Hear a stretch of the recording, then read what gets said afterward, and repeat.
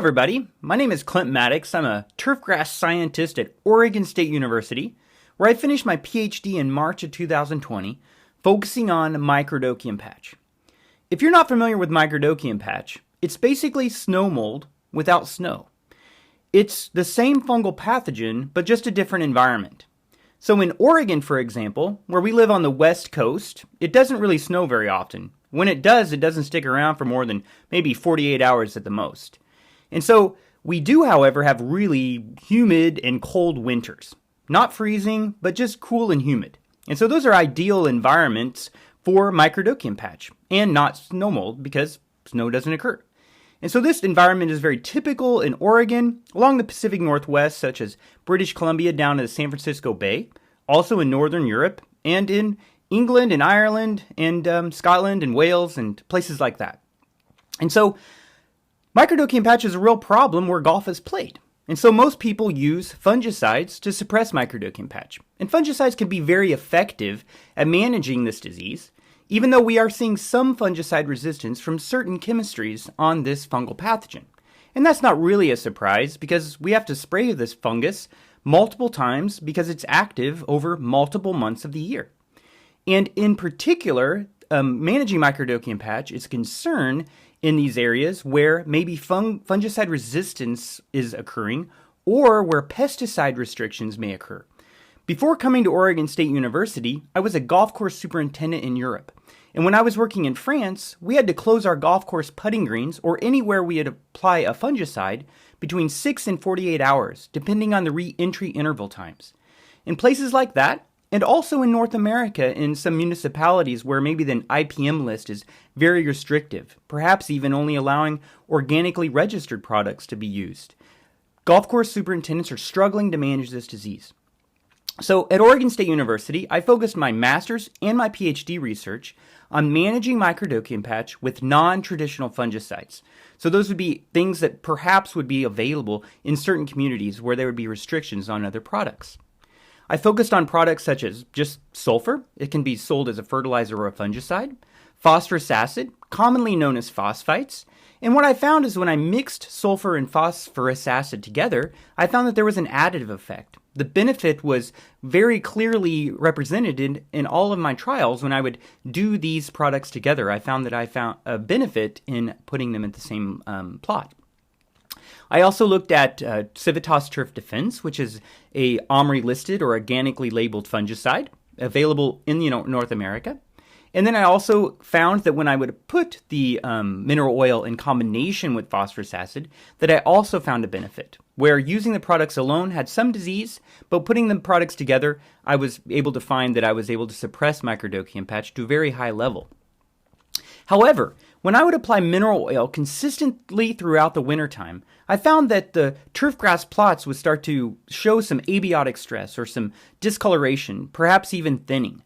And so kind of a thing I wanted to focus on was to try to figure out how to use the idea or the data that we had of mineral oils plus phosphorus acid, sulfur plus phosphorus acid, being able to suppress Microdochium Patch, but without having any kind of negative effects of this winter damage.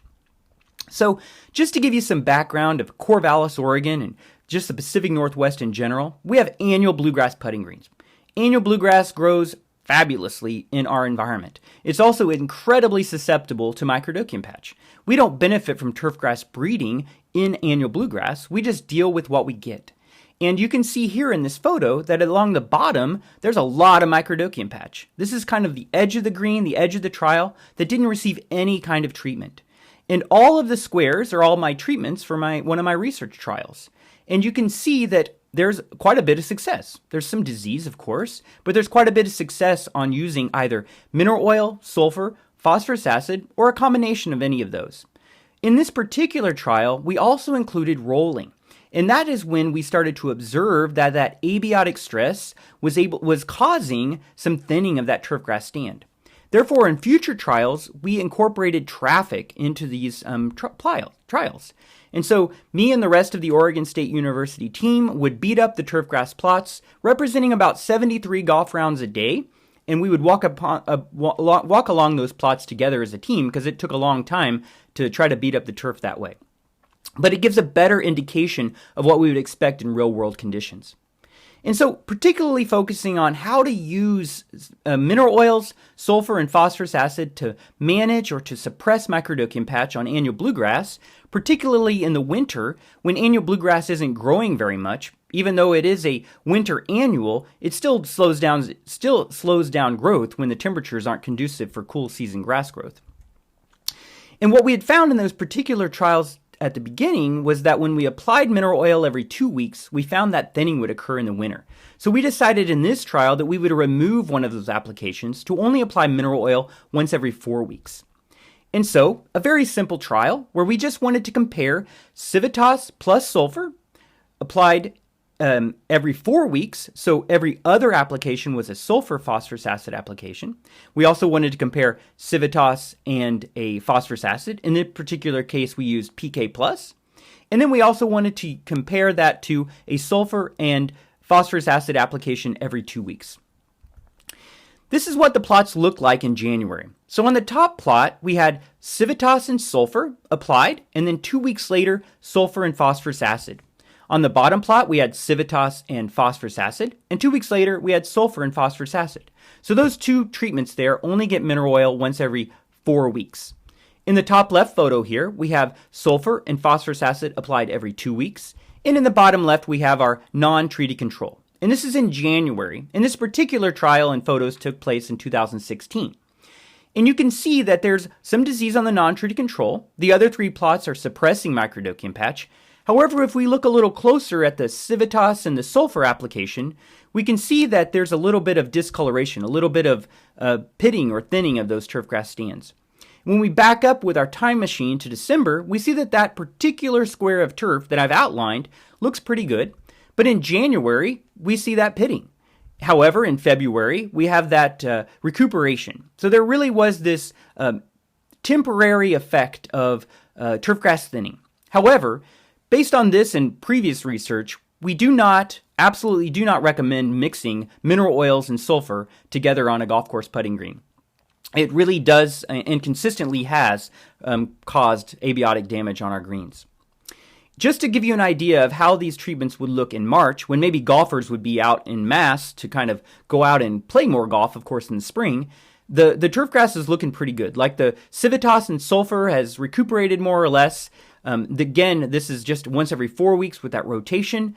In the bottom, we have the Civitas and phosphorus acid that really looks good. And you can see all the disease along the left and the top of that plot and just how good the turfgrass looks. In that treatment there, the mineral oil and phosphorus acid rotated with sulfur and phosphorus acid has really performed well in our trials in Corvallis, Oregon. And when people ask us what they can kind of try as their first test to go out and use these techniques for managing Microdochium patch, that's always the technique that I tell them to start off with. I think it's a good technique. It does a really good job. Even if you get a little bit of disease, the amount of control you're going to get compared to the non-treated control, as you can see in the bottom left there, where nothing is going to be a whole lot of Microdochium patch, and then those other three treatments are doing pretty good.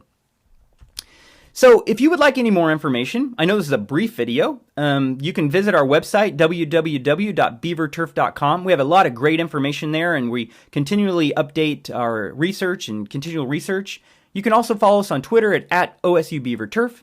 If you would like to contact me directly, my email is clint.mattox@oregonstate.edu, and I also use Twitter @MattoxGolf. With that, I'd like to thank everyone for giving me the opportunity to participate in this educational session, and I hope you all have learned something, and if you would like, please reach out. Thanks.